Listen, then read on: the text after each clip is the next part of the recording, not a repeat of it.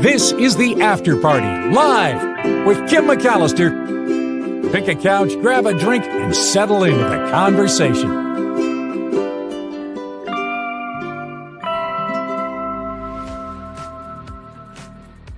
It is the After Party live on a Travel Tuesday. Thank you for being here. This show starts when the Mark Thompson show ends, but Mark has an interview that he's going to record for us. And so I had to set that up before he did it and then come over here. So thank you for your patience. Thank you for being here. Thank you to Wes right off the bat, giving $5 to the After Party live. Really appreciate it. Wes did that via PayPal, and that information is located in the About tab here on YouTube with a live link, and also every day on the show description. So thank you to Wes for kicking us off and starting with that.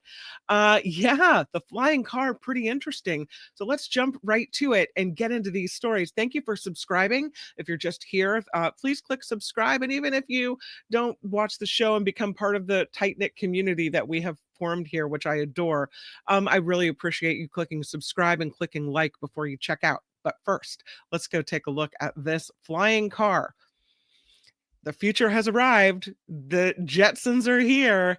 This is kind of what we all thought about, I think, when we thought the future, 2025. Oh, we'll have flying cars, right? We'll have video telephone calls. We do. But the flying cars have kind of remained elusive.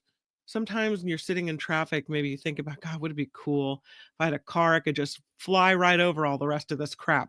The problem is everyone else will have one too. And so then we're all flying around and getting in worse accidents. But hey, the flying car is here and it's being tested. This is a California company. Kind of cool. I have video of this as well. So here's a picture of this car up in the air. And here is the video of this flying car. So check this out.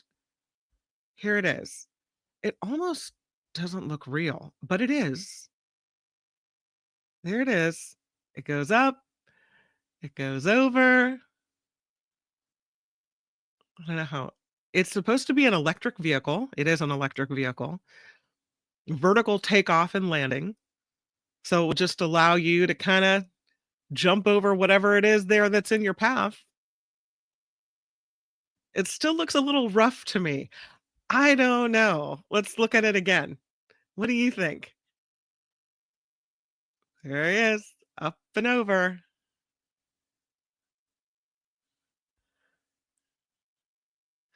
It looks a little sketchy.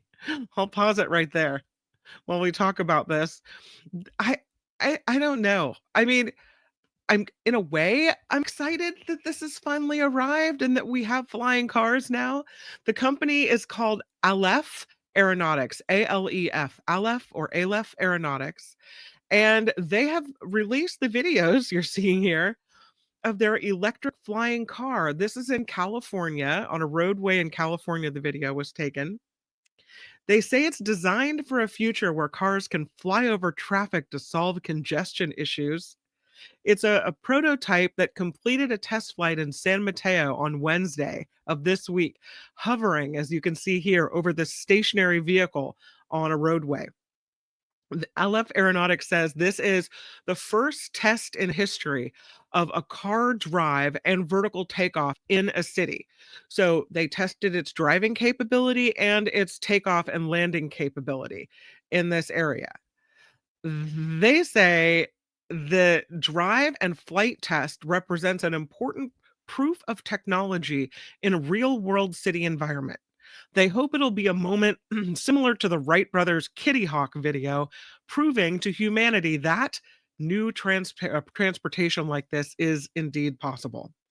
So, in order to finish this test and get it done, they used an ultralight version of the Aleph Model Zero car. They had to shut down access to the road to make sure that no people were under the flight path in case anything went wrong. They did some other flight tests in other locations as well. So I will bring those to you as we speak. Hold on. I have them. Here's some other videos that I'll share with you that they had. Okay. So check this out.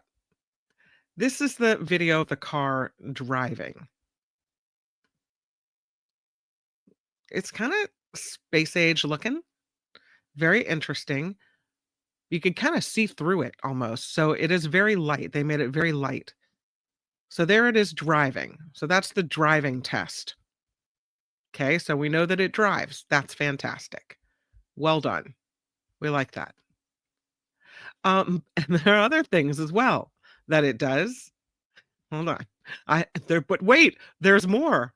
Mm, yeah, there's more flying videos, which I think you might be interested in seeing. So I'll show you another one. That first one was the flying car going up and over a stationary car. Okay, here's another video as well. So this is kind of from a different angle. Hold on. Sorry, I have so many screens open. Okay, here's the next one. So you can see that from a different angle. A lot of people standing around, kind of watching it, figuring out what's happening. Are we ready for this, you guys? Think about if everybody had one of these. Like, what a mess in the sky. I just, I don't know. Would you have to get a special permit to fly one of these driving cars, or would it be we could all just have a flying car and it would be fine? What about the idiots on the roadway? They can't drive on the street, let alone up in the sky. Are there certain places you can and can't use it? What if someone's trying to use it in San Francisco and there's muni wires everywhere? Because people are idiots, and someone would do something. I don't know. Go into the chat to see what you guys have to say. I don't know what I think about this. Uh, I don't think the women are ready for the hair redos. What, like, your hair would get messy in the sky? I don't know. As long as I'm the only one flying, maybe? Yeah. The birds and the bees disapprove. Sandy says, I want it to be like the Jetsons after all these years. It should be like the Jetsons by now. Calvin says, insurance, a flying car crashed into the second floor of my house. There's a lot that could go wrong. It's cool that they're doing it. It's cool that we have this technology coming, perhaps. I think there's some questions to be answered here. The sky is already full of airplanes, says Doug. Jose, this is not computing. Will these interfere with airplanes? It looks like they're low to the ground. So to me, I mean, there's a height difference. Maybe helicopters, maybe? I don't know. Oh, you're talking about the women below the car. Got it. It did kick up a lot of dust. I will say that. Yeah. And teacher Lori says, and now we have fewer air traffic controllers. So that's not very good. The sky will be falling. How did that flying car get in my pool? Wes says the flying car can never take off in traffic. It'll kick up trash and stones and mark up all of the other cars. Well, then what's the point? You'd have to pull over to a special designated zone where you could do the vertical takeoff? Is that how it would work out? See, I don't think we're ready for this yet. I mean, it's cool to see the video of the emerging technology. What if Boeing makes it? Yeah, then no.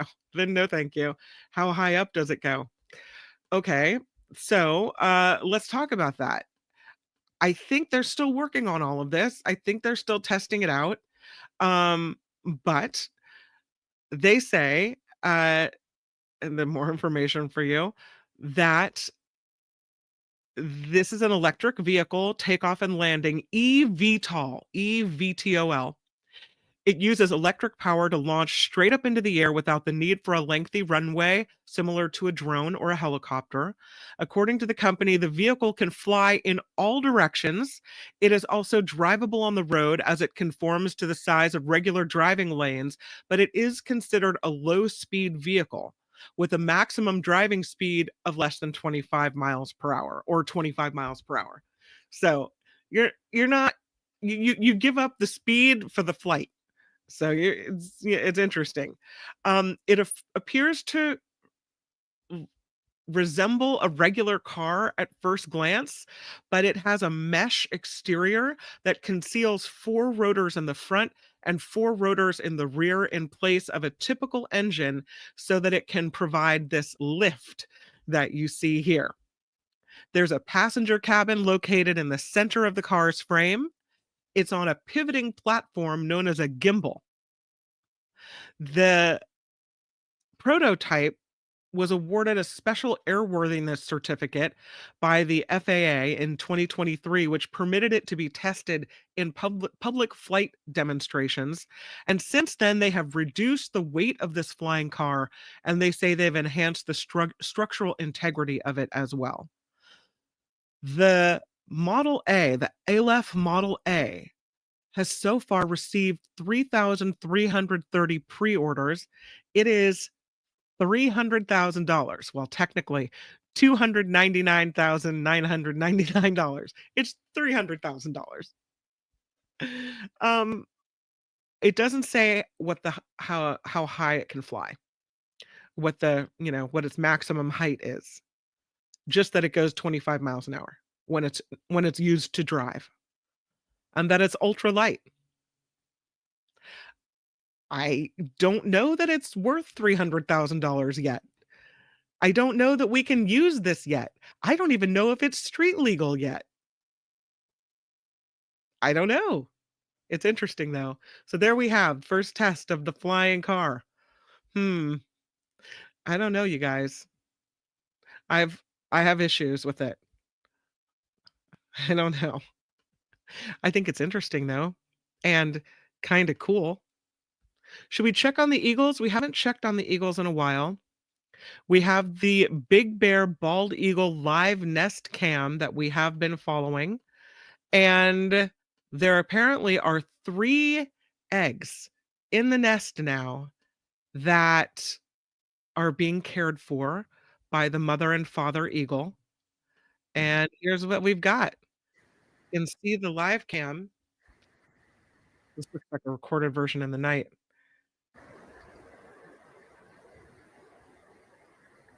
They're just resting, hanging out, taking care. You see a little movement there. We'll fast forward ahead, see if we can't get to the daytime. There they are. Yeah, such a beautiful view. So again, there's 3 eggs. Last year, the clutch was not viable. The clutch of eggs did not hatch, and nothing happened. So there's more hope this year that perhaps we'll see some eaglets emerge, but they are being cared for and kept warm with what an amazing view. As they say, it's the bird's eye view. And the mother and the father both kind of trade off in taking care of these eggs, not eaglets yet. Here's some more video for you. It's really peaceful watching the branches below. See, there are good things happening in the world, right? Yeah, there are. I keep waiting for her to get up so we can actually see the eggs. They're not doing it. What a beautiful bird. So, that is underway. Eaglets look good. Um, what doesn't look good is this guy. This is a red panda. This red panda escaped from a zoo and is in Poland, a Polish zoo, and they were looking for this red panda for hours. Finally found this little one in a hospital parking lot. The zoo is called the Now Zoo in Poznan. It's a 9-month-old red panda named Kumari that was missing from its enclosure on Monday. Most likely, they say third parties damaged the security in this area. So then they had to do this intensive search. There were reports of red panda sightings all over this city in Poland. Finally, after scouring city streets for hours, they found Kumari in a parking lot of the Josef Struz Hospital nearby. Now Kumari's in quarantine back at the zoo. They say she really enjoyed her solo getaway. They think she's extremely proud of herself. So now they're trying to make sure the enclosure is safe, and the investigation into this escape is ongoing. I have another video for you. And this is kind of an unfortunate situation where someone was skiing and came into contact with a deer. It's being called a near miss, thank goodness, because you know what happens when you hit a deer with your vehicle. Really dangerous, right? Well, now we have no metal around to protect the person. Here's what it looked like. Shelly. There's a deer running. Oh man, that would have been awful. So scary for the deer, scary for the skier. Yeah. There's a deer running. Oh man. And the skier manages to stay upright. The deer scampers off, doesn't look like it's any worse for wear. Oh, pretty scary. This happened at a mountain in New Mexico, where again, you can see now they have it in slow-mo, where this deer just almost hits the skier, or vice versa. And off it goes into the wilderness. It looks like everybody's okay. Shelly. There's a deer running. Yeah. Red River, New Mexico is where this happened, and our thanks to Coco 5 ABC News. Yeah, little celebratory. Missed that deer. Come on. But that's pretty scary, you know, when that happens. This is a near miss caught on camera at this resort. Actually, Oklahoma is where this happened, in Oklahoma. I said New Mexico, but that video was posted on a New Mexico site. So this is a ski slope in Oklahoma, and the ski patrol member was going down this hill at Red River Ski Resort. The hill's called The Face, and you could hear the people screaming. He said, "I'm very grateful both the deer and I could walk away unscathed," as he put the video up. So yeah, that was a scary one. It's a close call in that area. Let's move on to a recall that's happening. I don't know if anyone drinks these. They're meal replacement shakes meant to add some extra calories to your body if you need that.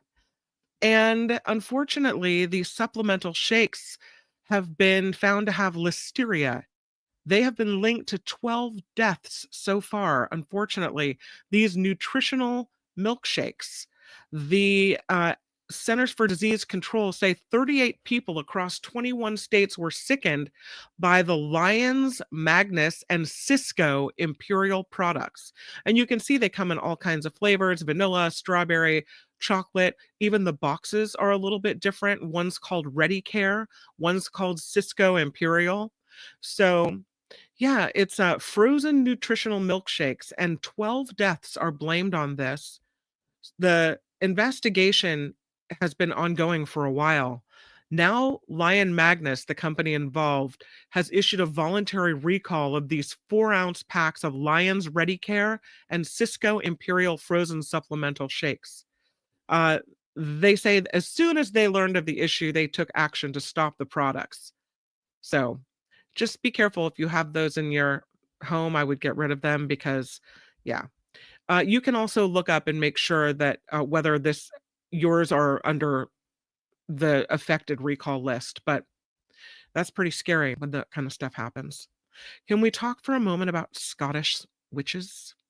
Yeah, it's kind of creepy, but I was interestingly looking for a book club book recently, and there is a Scottish witches series that I was considering, and now I see this story, so it's almost like something eerie.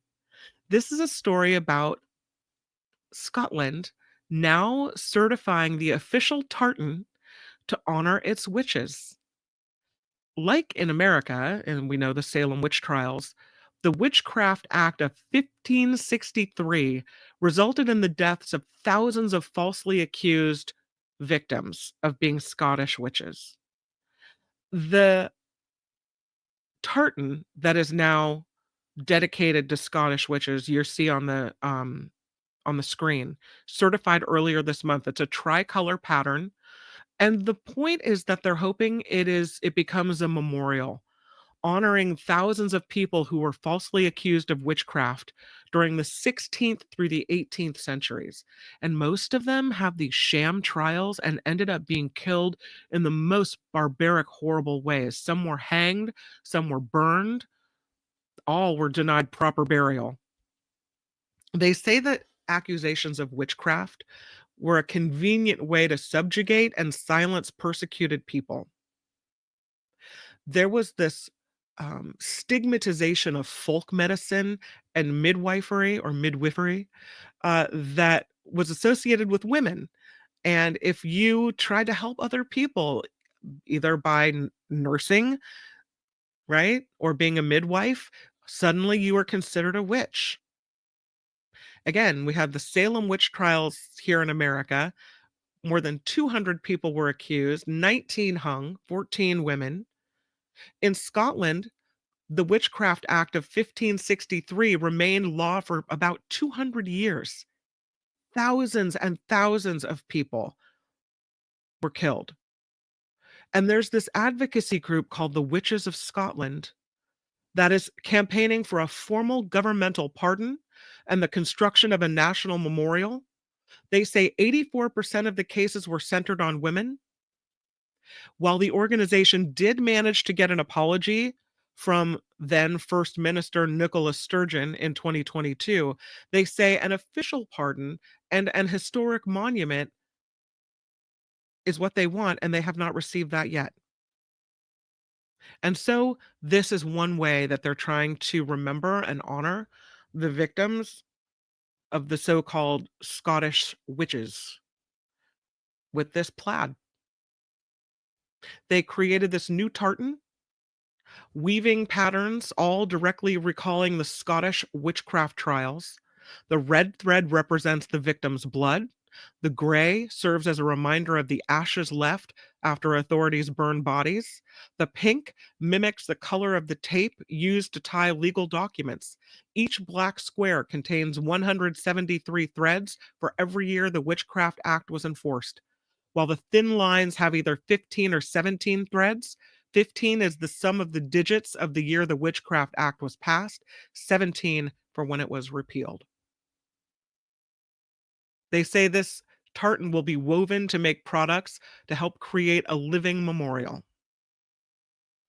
It's Witches of Scotland entry now into the Scottish Register of Tartans. And they're going to start making kilts so people can buy them in honor and in memory. And the wearers aren't restricted to a certain family or clan. Anyone can wear this pattern in support of what they call the unjustly persecuted and vulnerable populations, both then and now. So there's your Scottish witches tartan. That was kind of a really cool and interesting way to honor the victims of that in Scotland. Okay. What about the lotto of the day? Let's do it. This is a story about a dream. I have a dream. This North Carolina man's dream correctly predicts that he would win the lottery. He said, even right down to the dollar amount. This is a man from Stanley, North Carolina. His name is Robert. He says he bought a $1 quick pick ticket for a cash 5 drawing using online play, and then he went to sleep with the lottery fresh on his mind. He said, I actually dreamed the night before that I would win. And it's strange, he said, because I even dreamed the exact amount that I won. It's very crazy, but it's true. And then, I don't know why he was shocked if he already knew it was going to happen. He won $110,000 after dreaming about it. He said it was only matched by his family's disbelief. They thought I was kidding with them, he said, because I like to do that a lot, like to kid with the family. He didn't say how he's going to spend his $110,000, but he did say he dreamt that exact amount and boom. Maybe that's what we need to do. We need to buy a lottery ticket, go home, go straight to bed. As you drift off to sleep, think about the lottery, think about the exact number you want to win, and don't get greedy. There's no need to be Elon about it. You could just say, you'd like to win 200,000 maybe this time, right? See if that works for us. I tend to think that's not going to work for us. Yeah, I don't know. There is a new sunflower in the world. That doesn't look like a sunflower, does it? Oh, but it is. It's a fuzzy sunflower. found by a national park volunteer. They're calling it the devil-horned sunflower. It is the first plant species described in a U.S. national park in almost 50 years. The photo was uploaded to this popular citizen science social network called iNaturalist. They took a snapshot of this new genus and species of plant, the first one discovered in a U.S. national park in almost 50 years. It's called the woolly devil. The woolly devil, found in Big Bend National Park in Texas, got these bright red petals, is a member of the sunflower family. There's a detailed study on this published in the journal Phytokeys, Phytokeys. The region in Big Bend National Park is one of the most biologically diverse warm desert regions in North America. There are coyotes here, quail, wild horses, alligators, lizards, so huge array of life in this area. And there have been botanical surveys over the last 100 years. Why they didn't find the woolly devil, I don't know. It's being called the first new plant genus in a national park that scientists have described since 1976. They say the team sequenced this plant's DNA and they compared it with other specimens in the California Academy of Sciences herbarium. And the sequencing revealed that this small fuzzy plant is both a new species within the sunflower group and distinct enough to be a completely new genus as well. The park volunteer and study co-author that first spotted this plant in March of 2024, her name is Deb Manley. She did not know what she was looking at, so she went to iNaturalist and she says harnessed the power of the international botanist crowdsourcing to identify this unknown species.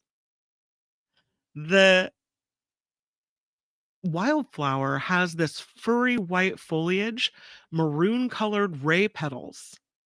It blooms after the rain, and it's found, I have another picture for you. It's found in these harsh, rocky areas. You can see it sprouting there in between the rocks. That's the whole kind of interesting point of the new genus, is that it is sprouting alongside these drought-tolerant shrubs like ocotillo, ocotillo espresso, hedgehog cactus, and creosote. And the plants like this that thrive in deserts are often really unique. They have evolved specific mechanisms to withstand extreme drought and deluge conditions of these arid landscapes. They often have water storing structures, rapid life cycles triggered by rain. And these specialized plants like this woolly devil are facing extinction. They say we only observed this plant in 3 narrow locations across the northernmost corner of the park. And they say it's possible we've documented a species that is already on its way out. So, hello and goodbye to this woolly devil. Interesting new plant life. How cool is that? And I know we have to travel today, but I do want to tell you about this story. It's a creepy story. It's a story about, and I don't know if you've seen this before. It's not necessarily new. We've known about the nails through the skulls before, but there's new thinking as to why that this happened way back when. 7 skulls indicate the Iron Age practice of putting these nails through skulls was a little more complicated than maybe originally thought. This nail through the head ritual was uncovered in Spain on the Iberian Peninsula. And the question archaeologists have been asking for so long is, why would you put nails in skulls? They think maybe it was a way to intimidate their enemies or celebrate their ancestors, or both. There's a new study published in the April 2025 issue, the Journal of Archaeological Science reports that shows that this nail through the skull practice was a little bit different in each settlement. They say there's severed heads like these were a unique funerary practice within the Iron Age Iberian world, offering a way to kind of look at these prehistoric communities. Most bodies were cremated at this time, so they say there's very little evidence of death rituals in the archaeological record. But after death, as you see here, iron nails were placed into the skulls of certain individuals. And then the skulls were put on exhibition for all to see. In some cases, when archaeologists find these with the nails still embedded in the skull, they've been debating whether these are war trophies or relics, or maybe they were important members of the community. Like, why would you do this? It looks like some intimidation thing to me, right? Like, we killed you, we put this, you did something wrong, you stole, you murdered, whatever it is, you are a member of a group we don't like. Here's what we do to you, nail through the skull, put your head up on a stick. That's what it would seem like to me, but maybe I've watched too many movies, and that's clearly not based on any fact or evidence. But they said they didn't have a lot of evidence. That in-depth studies on the relationship between the groups of people with the nails through their skulls and others and the land they inhabited hadn't really been done. So the Autonomous University of Barcelona, Spain, decided they were going to do this study. The premise in approaching it was that if they were war trophies, they would not come from the sites analyzed, while if they were venerated individuals, they would most likely be locals. So they looked at 7 of these skulls with nails through, dating back to the last millennium BCE. The male skulls were uncovered in 2 archaeological sites that date back to this Iron Age Ulustret period, about 85 miles north of Barcelona, in a settlement called Puig Castellar. The cities are both ancient and were abandoned when the Romans arrived. And the results revealed that several individuals from Puig Castellar and Ullastret would not have been randomly selected. There would have been a homogeneous trend toward men in these rituals. But the mobility and the localization patterns suggest a greater diversity, which could imply social and cultural differences among the individuals of those 2 communities. So they looked at bioarchaeology techniques and isotope analysis, and they looked at the dental enamel recovered from the skulls as well to look at what their diet was. They took detailed samples of the sediment and the vegetation near these sites to look at the tooth enamel and kind of compare the two, trying to figure out where these people were from, where they ate, were they local, all of these things. They found that 3 of the 4 people at Puig Castellar were likely not from that community.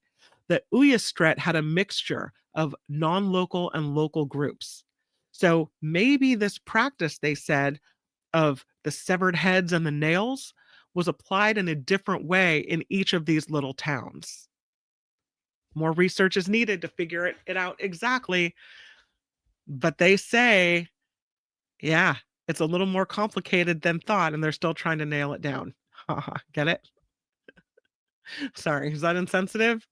Perhaps. Perhaps it is insensitive. Okay, are you guys ready? It's Travel Tuesday, and off we go. It's chilly. It's February. I thought maybe we'd take a little trip to the Matterhorn. There is a backside of the Matterhorn. When most people think of the Matterhorn, they think of Switzerland.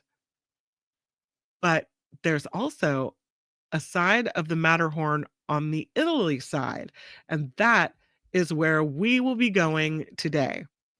This is Monte Cervino, perhaps better known as the Matterhorn. It is surrounded by ski areas like Cervino Ski Paradise, where skiers can race down dozens of runs with the Matterhorn in the background there. There's a cross-border connection with the Zermatt, the ski resort on the Swiss side of the mountain, which most people associate with the Matterhorn. But in addition to skiing, the Italian side offers plenty of amazing experiences. They do guided snowshoe tours, they do ice climbing, there's castles you can go check out. You can get aboard the Matterhorn Glacier Paradise cable car, which is the highest in Europe and has these stunning alpine views of this path linking Italy and Switzerland. So here are some of the things you can do. Here is the cable cars that you can take, and said to be so much fun to go and take the cable cars up. Yeah, super cool. So this is the free riding, they call it. You can go check this out. You could take the cable car to Plateau Rosa, and it's an altitude of 3,480 meters, but it gives you these panoramic views of the majestic Cervino mountain range and the surrounding valleys. It's about a half an hour long ride, winds its way through this landscape ranging from green meadows to the pristine white of snow through the forest belt and up to a glacier area. And then the Plateau Rosa at the very top has this panoramic restaurant where you can enjoy this typical cuisine from this area as you take in this breathtaking view. And then maybe you do want to have dinner in a chalet on the ski slopes. I think we should. What do you think? Let's partake. How about a little fondue with the Matterhorn in the background? Why not? They say that dining in a chalet on the ski slopes in Cervinia is an unforgettable experience for those who love the mountains and skiing and really good food, because having dinner at an altitude apparently gives you a feeling of peace and tranquility away from the hustle bustle of everyday life. And there are a bunch of these chalets in Cervinia that serve really good food and are surrounded by these breathtaking views and the peaks. They have a cuisine called Aosta Valley cuisine. It's based on the local products they have there. Fontina cheese, polenta, unfortunately for me, deer meat. Yuck. I don't know. I'll just take the fondue and bread. That's all I need. Get a glass of red wine from the region. They call it a gastronomic experience. Sounds pretty fun to me. And once we've done that, how about the next day we go check out driving a cart on ice in the Cervinia? This is a vacation we've never really had before, you guys. Check it out. There's Teacher Lori racing down the mountain, followed by Ricky Aubert gaining on her. Heather bringing up the rear. Mars is back there somewhere. How fun would that be? Driving a cart on ice in Cervinia, they say it's a unique experience. It's a little adrenaline. It's a little fun. The ice circuit offers the chance to experience driving on slippery surfaces and to test your driving skills in difficult conditions. I'll tell you, I'm not a good snow driver. I am a native Californian from the Bay Area. We don't have snow typically. And so my husband from Michigan, when we go to Tahoe, he's the snow driver. He's really good at it. I am not. So I'll be in the lodge watching you guys drive on the ice while I drink my my Italian wine or my coffee drink, my hot tea. The ice cart is located in Brieuil, I don't know if I said it right, Cervinia, in the area above the access tunnel to the village. It has a circuit designed to suit drivers of all levels, from beginners to experienced experts. The route has challenging curves. It has some long straight lines, but it's an unforgettable driving experience because of the alpine peaks in the background. It's a visually stunning environment. I mean, it looks really fun. I love to watch other people do that and not do it myself. I'm sure my kids would have a blast. It does look fun. We'll say that. And I know it's winter now, but there's summer skiing in Slovenia as well. The ski season in Slovenia is super long because of the high altitude. Summer skiing is possible from June through September on some of these slopes, which cover a length of about 26.5 kilometers on Plateau Rosa. During the warmer months, you can reach the Swiss glacier of Zermatt, from where you can enjoy the highest slopes in Europe, altitudes 3,900 meters. Zermatt, again, is in Switzerland, not Italy, but the most convenient access to the glacier is from Cervinia on the Italian side. So if you want to spend a summer holiday in the snow, also an unforgettable winter holiday, this is our spot. This is Breuil, Cervinia in Italy. And it's not just snow that we're looking at, it's some incredible lakes as well. This is called the Lago Bleu, Bleu. Super beautiful. Lago Bleu, they say it's a small lake with fantastic views of the South Matterhorn. See that above there? Oh, I don't know if you can see it. The Matterhorn right above this lake. And here's another one.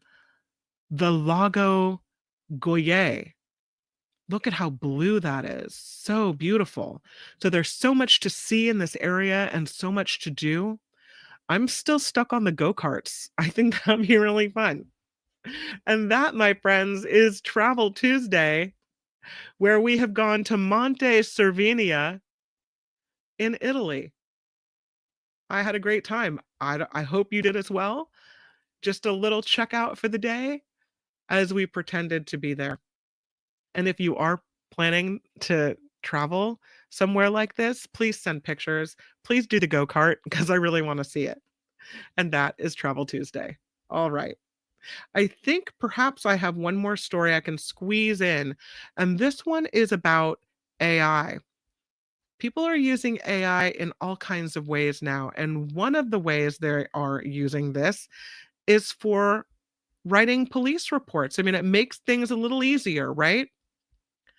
Now, in one Utah city, you are being required, if you're a police officer that uses AI to write up reports, you're being required to state such. There's a bill in Utah that will require police officers to disclose AI-authored police reports called Draft 1, and it's by Axon. There are concerns from critics and privacy advocates about any report and information included written with the help from artificial intelligence. So, about a year ago, police agencies in Utah, some of them, began using Axon's Draft 1. It's this company best known for making tasers and body cameras, but they used the Microsoft Azure OpenAI platform to design this AI software, I guess you would call it, to auto-generate police reports using only an officer's body cam audio records. Takes everything you said, makes a report. So you don't have to go back to the station and finish up your stuff at the end of the day. It's already done for you via AI. Once it's processed, Draft 1 then crafts a draft narrative quickly, cutting down on the police officer's paperwork by as much as an hour a day. Draft 1 is already used in varying degrees by police in multiple states across the United States. In Utah, law enforcement departments have either tested or purchased this software in Salt Lake City, in Provo, in West Jordan, South Jordan. They're confirmed to be using Draft 1 in Colorado, Indiana, Texas. The lawmaker who wants people to be notified that AI is being used to make these police reports says we're seeing more of a reliance on artificial intelligence. Legislation, she said, like this creates a certain minimum standard with regards to how that AI is actually implemented. That using AI to generate these police reports, or even in the investigation process, presents a number of interesting issues where maybe some guardrails are appropriate, she said. So if her law passes, it would require any police report or record to feature disclaimers if created wholly or partially by using generative artificial intelligence. The authors of those reports would be required to certify that they read and reviewed each record for accuracy, and failing to do that would possibly result in administrative or disciplinary action. You can't just let the AI do it and walk away. Let the AI do it and then read it and make sure it's right. So, I don't think that's a bad idea. There are concerns about the use of AI when there are extensive interviews with people, whether those interviews can be run through artificial intelligence and some summaries are kicked out. They want to know if it's being used under those circumstances to see whether an officer has reviewed the summary, to see whether or not it accurately depicts what the interviewee said. So, the founder of Axon said, "We spend a lot of time thinking about what could go wrong, but we also need to think about what could go right."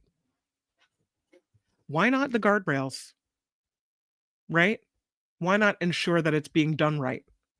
Seems like a good idea to me.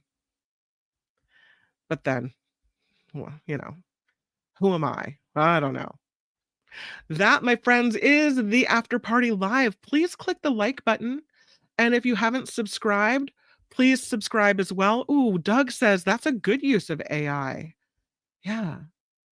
Calvin says, nice concept, but what if it's not checked for accuracy and truth? Yeah, point of the law, right? That's a big problem. A defense lawyer will overturn a slam dunk conviction. Doug says it's a big time saver. Phineas wants me to see larger tourists in spandex on the beaches of Waikiki. I don't think I need to see that. I think regardless of size, you have a right to enjoy the world and partake in lovely, warm ocean waters and sunshine. All right. Well, thank you for the comment. Thank you for sticking around for that last story. I appreciate you guys so much. Thank you to Wes for the contribution to the show. And I did see one from Marilyn of $5. Beautiful day in Novato, she says. Was a little sprinkly here in Petaluma yesterday. So hopefully the sun is out and it is a nice February day as we approach March. Marilyn, thank you for the $5. I appreciate that. Thank you to Wes as well. And thank you guys for being here.